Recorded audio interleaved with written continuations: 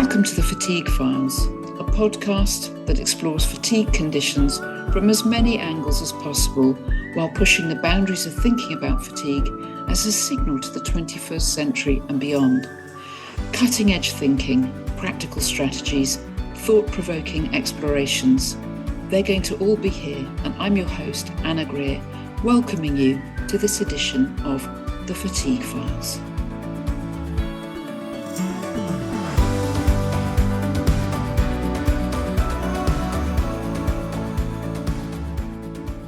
So hello everybody, and today our guest is the wonderful Fiona Agombar, who is a fantastically active, if that's not too ironic, rest activist. She's a yoga for fatigue expert and author of a really good book called Yoga Therapy for Fatigue, Stress and Burnout. Welcome, Fiona. Thank you, Anna, and thank you for inviting me. Oh, it's fantastic to have you here. Now, I know that the idea of rest activism sounds really paradoxical, so I'd love you to open that up a bit and maybe talk about the quality of rest. Okay, so why I use the term rest activist is because we live in a society which is the opposite of rest. It's very driven, and success is measured by what we achieve and what we're doing. And I think, if we're taking time out or taking rest, it's often viewed as something to be ashamed of. And we're encouraged to do more and more and more. And if we're unwell or fatigued, this is not helping us to recover in any way. So I'm all for promoting convalescence. I live in Spain now at the moment, so it's wonderful because siesta is actually part of the culture. So yes, for me, it's all about including rest as part of living, part of joy. So rest then as an intrinsic aspect of day-to-day life. But what kind of quality of rest, Fiona? What goes into the kind of rest which is really restorative and healing? Well, when I say rest, I actually mean lying down, preferably in the dark with no external stimulation. So that does not mean reading a book or listening to a podcast or even music. It means having a little bit of deep sensory deprivation, deep rest. I tell a story, a kind of anecdote, which is that a few years ago, there was quite a well-known professor who was treating people with ME, chronic fatigue syndrome. And he advocated that if people rested for 40 minutes a day, 3 times a day, that they would get better. And this was actually happening. People were getting better. And I told my yoga group this on a retreat, and some of them got quite panicky at the idea of resting without including anything like reading or listening, because for so many of us, rest is still an activity that we do. So I mean rest is an activity where we don't do, where it's about being rather than doing, and where we're kind of letting go and undoing that mental idea of being. So how do you then advise those, Fiona, who do feel that level of panic? Because I know for some people, the experience of that kind of a slowing down and sensory close down can produce internal disruptions that can feel quite restless and uncomfortable. How do you advise people to handle that if that's them?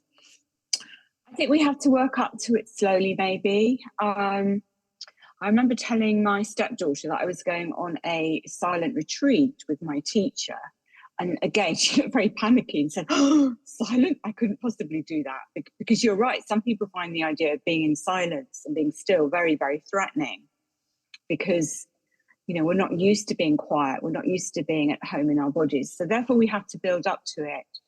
The one exception to this is, I think, following something like a guided yoga nidra. And there are many free ones on YouTube, and there's a couple of free ones on my website too. Then that can be an offering. That can be something that can guide people towards stillness in a way that they might not find so scary. But it might well be something that we lead up to slowly. So we might be starting with guided meditation, guided relaxation, until we're more comfortable with being able to do this on our own. So the guided yoga nidra takes you right into the body, doesn't it? It does, yes. So you're kind of going then for like the sensory, somatic aspects of experience, maybe feeling into the body as a way of using the body as a portal into a deeper kind of rest. That's true, although to be completely accurate, something like a scanned mindfulness exercise is more of a somatic experience where we're in the body. The actual purpose of yoga nidra is to go beyond the body, so that you go around the body, but at some stage you're letting go of that, and then you are maybe at another almost subconscious level seeing that you are the body, but you're not the body. So I hope that doesn't sound too complicated, but it's a slightly different aim in yoga nidra. But in any case, both a mindfulness body scan and a yoga nidra can lead to a very deep state of relaxation and rest, which is very restorative. Yeah, so the body scan is often used therapeutically, isn't it? And I'm sure yoga nidra can be too. But what I'm hearing you point to a little bit there, and you can correct me if I'm wrong, is the idea of then opening the body out as a field of awareness that goes beyond the boundaries of the body itself. Yes, but I think we all have to start by actually connecting with the body first. And for some people, this is a real journey. And for many of us, we're in our heads and we kind of metaphorically live, 500 miles outside the body, and the head is not kind of engaged, or the mind is not engaged in the body at all. So it can be a slow journey of coming back into the body, feeling the body as a safe space. And again, this is not something that comes to all of us straight away, particularly if we've had trauma. So it's always advisable to maybe work with a trauma therapist or a yoga therapist. And then using somatic practices, grounding practices to actually be in the body. So it's almost that we have to do that before we can go beyond the body. Yeah, absolutely. Does that make sense? Yeah, absolutely. And I was really getting at that thing that you were saying about kind of in the body, not in the body. Yes. The idea of the body, going into the body, and then the body becomes this portal to a wider kind of awareness. I think the person for me that's described this most articulately is Eckhart Tolle in his wonderful The Power of Now. And for me, he was probably the first person who described this, and I go back to how he teaches this, because he talks about the pain body. And actually within the book, he gives what we would now see as a body scan. So he's talking about coming into the body and scanning through the body. And then he's explaining that if difficult emotions arise, we can really only release them by being in the body and observing them, and then being compassionately with them. So, lots of teachers and therapists do talk about this now, but I think Eckhart Tolle is one of the first to actually explain this in his body scan. Yeah, and presencing is such a strong aspect of his approach to practice. Yes. And what I'm hearing there is this idea of compassionate presence to the self, and that the practical way of doing that is to be compassionately present to the body as a field of sensation. We can't do this unless we are compassionate, because if we're not compassionate, what we tend to do is think, oh God, my mind's going too fast. Why is my mind going so fast? Why is my left knee hurting? Oh, I shouldn't have that pain in my shoulder. And we go into that small voice in the head, which is constantly criticizing us. So as we come into the body, the first thing we need to be able to do, and we might need guidance with this, is to have acceptance of how we are in the present moment. So we're observing how we are, and we're allowing everything to be as it is. And then we're trying to bring a sense of kindness to that. Just as if we were a small child, and we would be kind to a small child. So, this is how my body is, and everything's okay. Even if there's pain there or discomfort, it's okay, I'm allowing it. And then from allowance, we can maybe move to acceptance and then kindness. And then from that, maybe we can move to compassion, or even to a loving sense of holding ourselves. So it's kind of a bit like a ladder that we work through. Yeah, that's really beautiful. So, Fiona, how do you teach people yourself? How do you approach this with people? I know you use gentle, non-invasive, non-demanding yoga practices. Can you give some examples for people who might be struggling with fatigue about how they could start this in a very gentle, practical way? Well, how I teach is to either ask people to sit or lie. Some people are so fatigued they can't sit. And then I will start the practice with asking people just to observe their body, come into their body, which in itself might be quite unusual for people who are new to this. And then, just as I was explaining, asking them to observe and allow everything to be as there is, to allow their present moment experience, to witness their present moment experience, to not label it as good or bad, to bring this idea of non-judgment to their present moment experience. And then kind of will take them through being in the body. And then from that, I will usually go to the breath. And again, for some people, working with the breath can provoke anxiety if they've had trauma. But if they're able to, we will start by looking at the breath.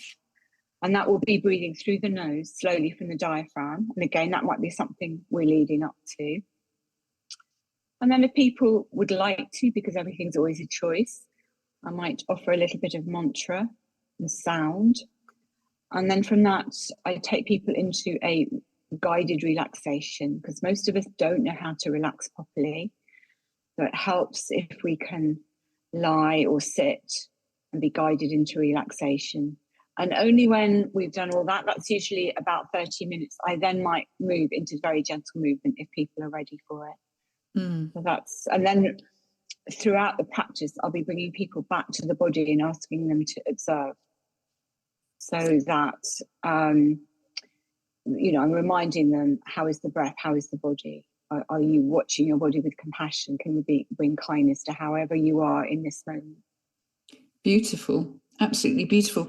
And so what's the track record here, Fiona, with this kind of approach? What have you seen in terms of how people start to heal? I've never, I haven't got any kind of published data, but I do, I constantly have emails from people saying it's really, really helping them. I have a Facebook group which is called Restful Yoga for Fatigue with Fiona, and I think you're actually on it now, Anna. I am, and a lot of people there have been helped by yoga and are helping other people too. So it's quite an active group. So some people recover, and some people are just helped greatly. I mean, I think it's also helping people a lot with long COVID, because one of the main symptom of long COVID is fatigue. And what, the kind of two messages I want to get across to people with long COVID is you need to rest, you need to convalesce, and you need to learn to not hyperventilate and to breathe. So, if we catch somebody early enough, then we can help them to get better altogether.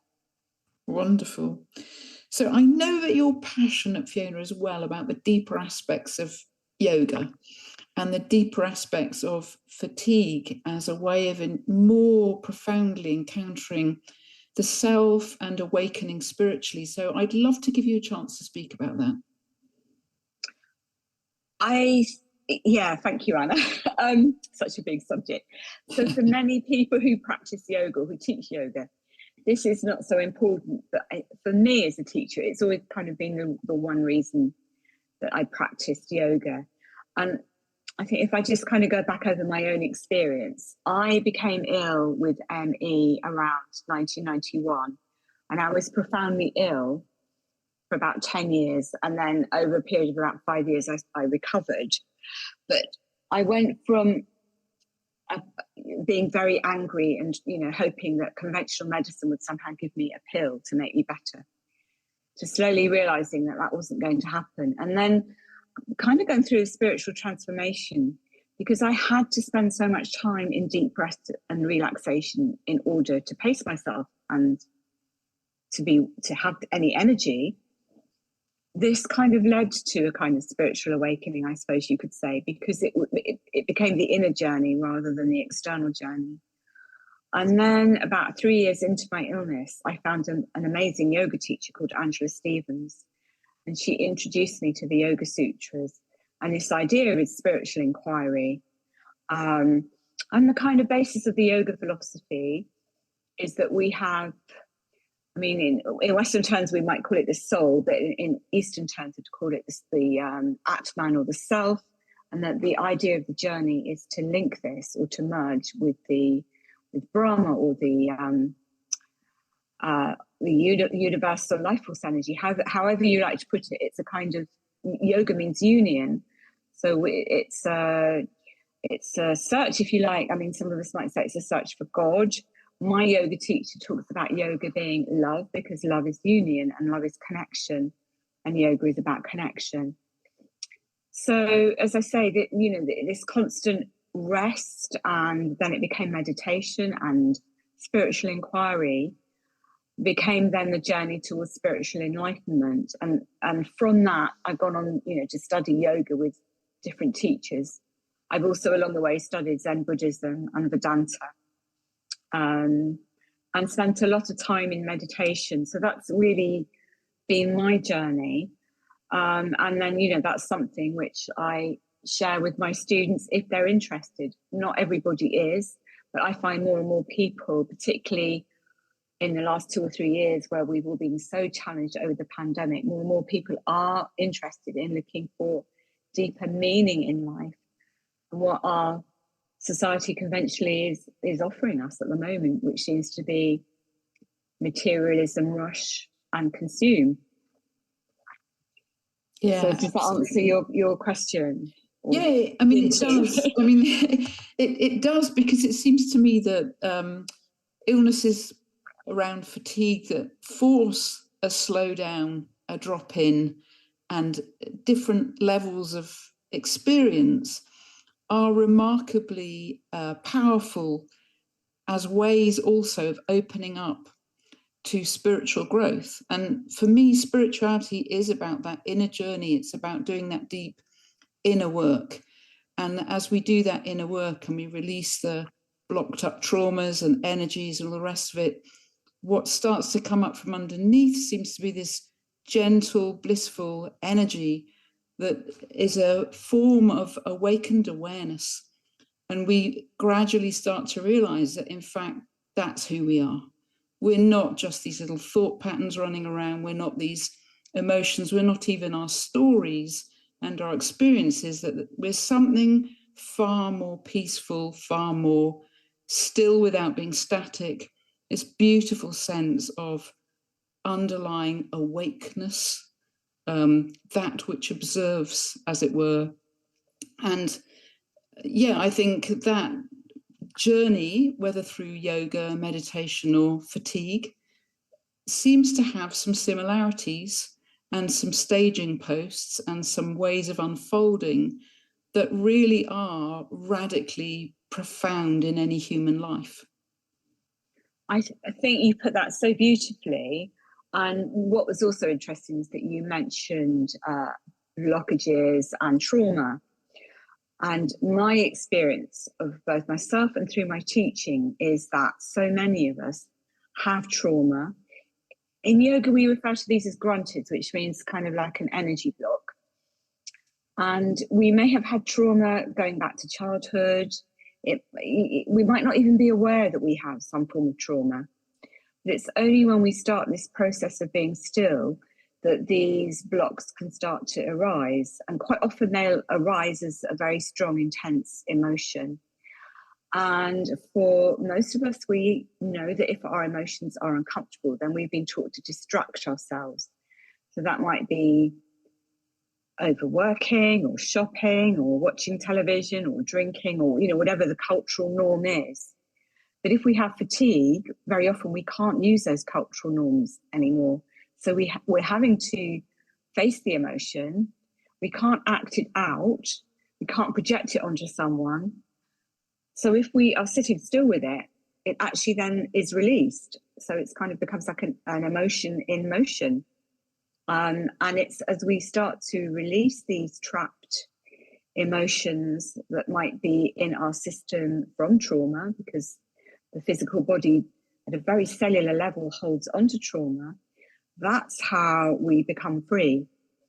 And as you put very eloquently, there is something about us which is always present. So my Vedanta teacher used to refer to this as something which is ever present, ordinary, and always there.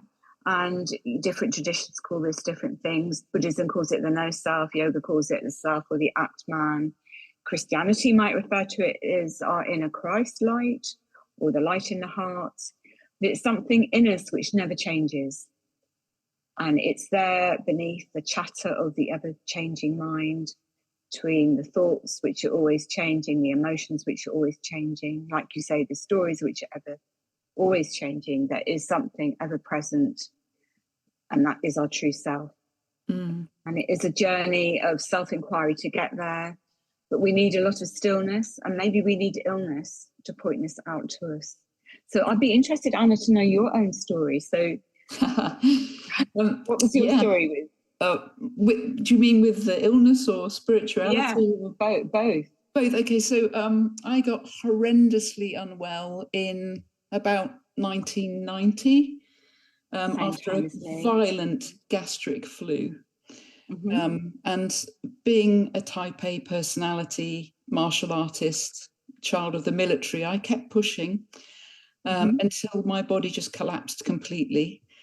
And I then spent a grueling 2 years when I was more or less in bed all the time, having very intense experiences, incredibly intense experiences that were not at all comfortable, not at all comforting. And one particular experience that time was a radical, what they call, I now know people describe it as a Kundalini awakening. I had no idea what it was or what was happening, but I was meditating one day and had a very real experience of absolute darkness, and then a door opening, bright white light, a voice saying, "Come in." I then must have gone in the way that these things happen. And suddenly this energy just exploded from the base of my spine through the top of my head. And I actually had my Bible on my crossed legs at the time, which opened itself on the Song of Solomon, which is the ancient Judeo-Christian mystical text. So after that, I was never the same. I wasn't healed. If anything, things got worse. But the sensitivity that it felt like my skin was stripped off, honestly. I felt like there was no barrier between me and the world. And I had no one to guide me. I had no guru. I had no teacher. This was beyond the framework of my existing faith at the time, which was evangelical Christianity at the time. And that was the beginning of an extremely deep, long pathway. Looking back over my life, I had a mystical experience when I was 6, and I'd always had a deep sense of calling to the divine, or however you want to frame that. But that awakening experience was a pivot point at which my whole life changed. And then I started becoming a very serious meditator and doing lots and lots of inner work, including in psychotherapy. Very hard, facing all the the deep traumas of being born in a war zone and all sorts of stuff, which I won't get into because it involves other people, but very traumatic experiences in childhood and adulthood. And yes, an ongoing journey of unfolding. And I can honestly say that this is the point at which I become deeply, deeply grateful, actually, for the illness itself, which seemed to be like the opening of a portal to all of that. I'm not saying it wouldn't have happened without it, but I do believe, Fiona, with all my heart, that I'm a different person to the person I would have been had I not experienced this. Your story is quite similar to mine, and what I find interesting is many of the people I'm privileged to work with, have had similar experiences, and it seems to me more and more people are waking up. And like you say, illness is a portal. And I had a spiritual experience in Winchester Cathedral in 2010. So that was 20 years after my original illness. And like you, I then actually went through a dark night of the soul and had probably the most difficult 5 years of my life, 6 years of my life. But I know from the teachings that, I studied Vedanta and Zen, that actually this is because once you've had your awakening, it's your, what we call samskaras, or your patterns are coming up for you. You're acting out your stuff in order to actually see what your patterns are, what your conditioning is. And it's only as it kind of comes up that you then see that you're acting out your conditioning and what pain it's causing you. And then once you've seen it and you've seen the root of it, you can drop it. Because that's the way we become free, really, is to see our habits and our conditioning. And it is a very painful journey. It is. And it's not cheap, is it? I mean, this is not a cheap version of spirituality where it's all kind of, and I'm not dissing anyone, but it's not about like being away with the fairies, as it were. Not that there's anything wrong with being away with fairies if that's what you do, but this is a deep inner journey through profound work that really calls for the best of your efforts, the focus, but paradoxically is all about letting go. Paradoxically, it is about letting go. Yes. I think like you, as a child, I'd always been interested in this, but then had kind of drifted away, and then the illness brought me back. But my teacher at the time, Nadia Shanti, always says that this is not, the marketing sell for spirituality is it's all fluffy and gorgeous and angels and light. And it's not, like you said, it's hard graft. Yeah. You have to be very brave because you have to face your inner demons. And I remember being on a retreat with Adia when he said, well, enlightenment and awakening might not be for all of you here because you have to be prepared for great pain in letting go, because it's not this kind of new age fluffy stuff. It's very, very hard. It's very, very grueling. And unless you're prepared, don't feel bad if you're not ready to face it. Yeah. I think for me, like you, it had gone too far and I had no choice but to carry on through. And, still the unfolding continues. I'm not saying that I'm fully there yet. Still things come up for me to see. There's still a letting go process. Yeah, well, I find every single time I meditate, something's drifting up through my system that I have to physically relax and let past, as it were. Yeah. It's fascinating, isn't it? This link between illness and this inner healing journey, and the idea of awakening to something far deeper. And I wanted to actually on this idea that we have patterns that we need to release. I wanted to ask you a question because you mentioned type A personality. Yes. Which is something I've actually mentioned and I talk about in my book, and I'm interested in. And when I was originally teaching, I used to talk about people with ME having type A personalities. And then I realized that actually we live in a type A society. Yes. Which encourages that kind of behavior. But I wondered if you could explain to people listening what a type A personality is. Well, I was very driven. So I was always pushing. And that was partly internalized drivers from childhood, expectations, growing up in Catholicism and the military, a fairly hardcore combination of external authority structures. That was partly why I got so ill, because when I got the gastric flu, instead of convalescing, resting, as you said, I was thrown into bed for a couple of days feeling absolutely awful. But as soon as I had any fragment of energy, I was up pushing again. So that's how I think of a type A personality, someone who I was very achievement orientated, performative, driven by external assessments of who I was, very out of touch, I think, with my own deeper longings at a certain level. And it was just deeply counterproductive. And I think had I gone on from there to be completely physically fit, I was super fit before I got ill. I was martial arts training several times a week, pulling myself up a rope with just my arms. I mean, I was extraordinarily fit and agile. But the ME came as a massive interruption, a massive wake up that even apart from the spiritual awakening would have redirected my life radically and the development of my character in a radically different direction. And as I said before, I'm deeply thankful for that. It's interesting because I worry about people who have COVID, and we're seeing so many, I mean, it's more than 1 million people now in the UK alone with long COVID, because we live in a society where we're encouraged to be type A personalities, we're encouraged to achieve, to be driven. And of course, now we're talking about the cost of living crisis. So people who get COVID are not able to take the rest and convalescence they need. And I see people rushing back to work far too quickly, which is why they are then becoming chronically ill. So, Absolutely. you know, I do think we need to get this message across. I also, just listening to you talk, if I can recommend a book, because it kind of mirrors your experience and mine. So there's a wonderful book by the man who was my teacher, Adyashanti, and it's called The End of Your World. And it's if anyone's listening to this and they are listening to my experience and Anna's, and they think, well, that's me too. So Ady's book is about what happens if you have a spiritual experience.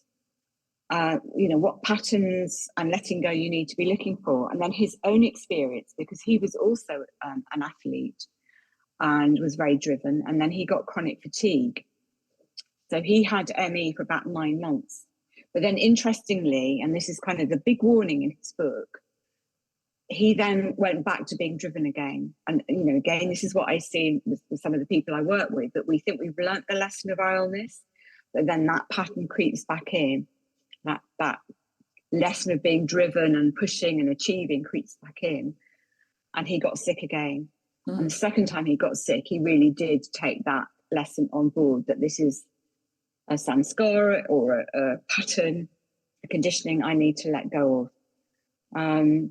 So I just mentioned his book, The End of Your World, if anyone is relating to our stories, because it kind of mirrors what we're saying. Well, are you still? So I was going to say, are you still a born again Christian, Anna? Or no. Where are you at with that? I wouldn't describe myself in that way.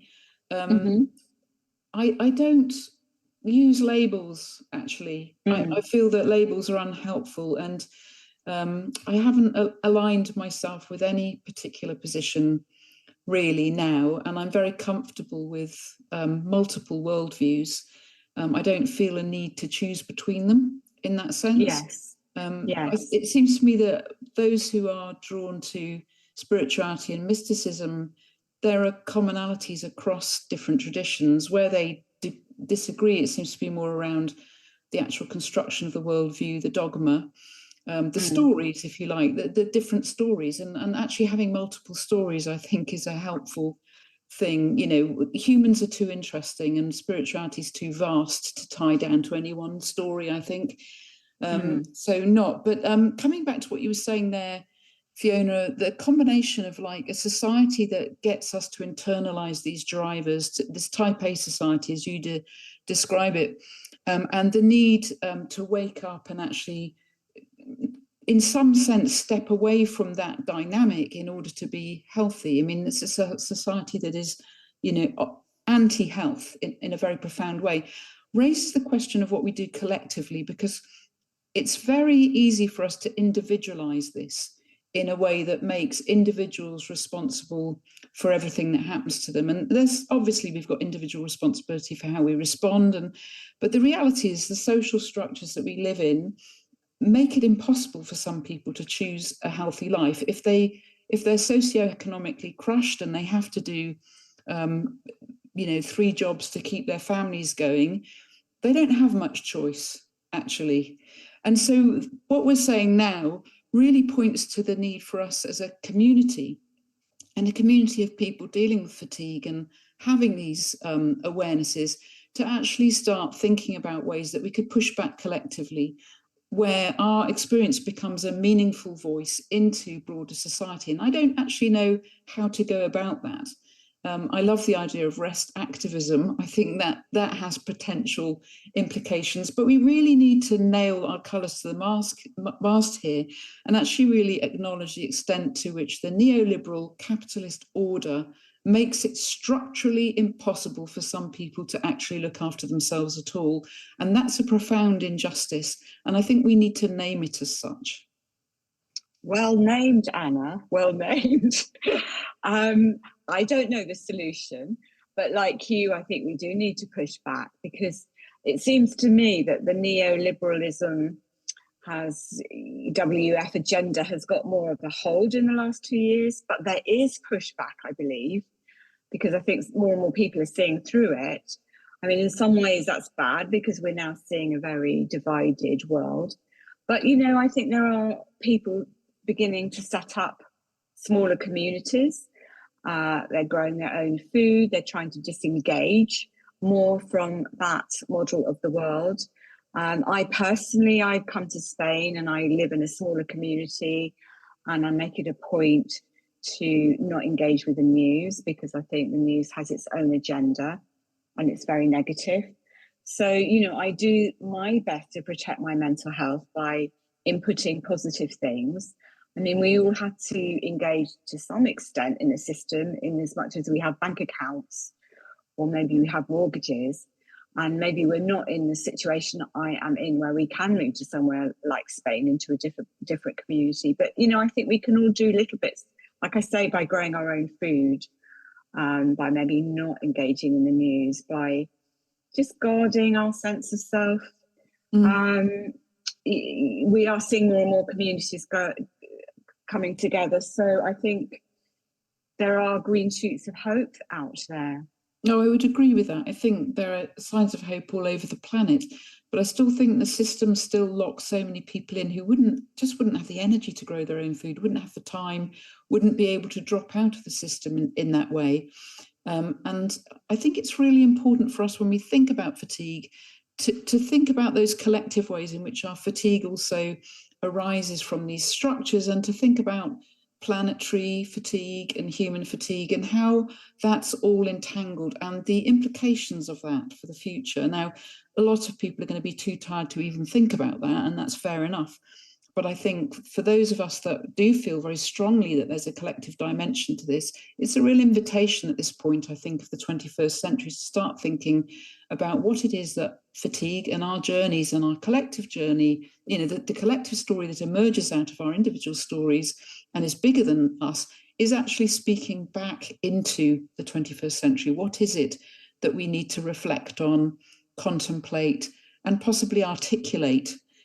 I don't have the answers, but it seems to me that things go on. I was just going to say, I don't have the answers. I was going to say, on a positive note, we're recording this in January 2023. Very recently, there's been a Women's Hour programme in which it included a feature on the need to rest.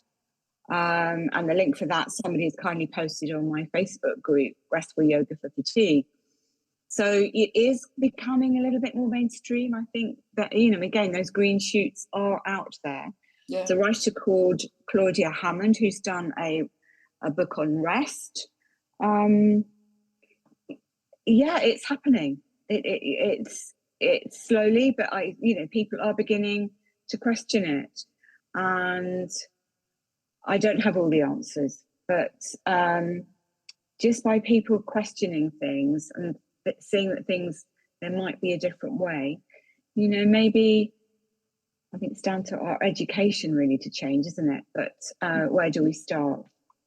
I think conversations like this, maybe absolutely.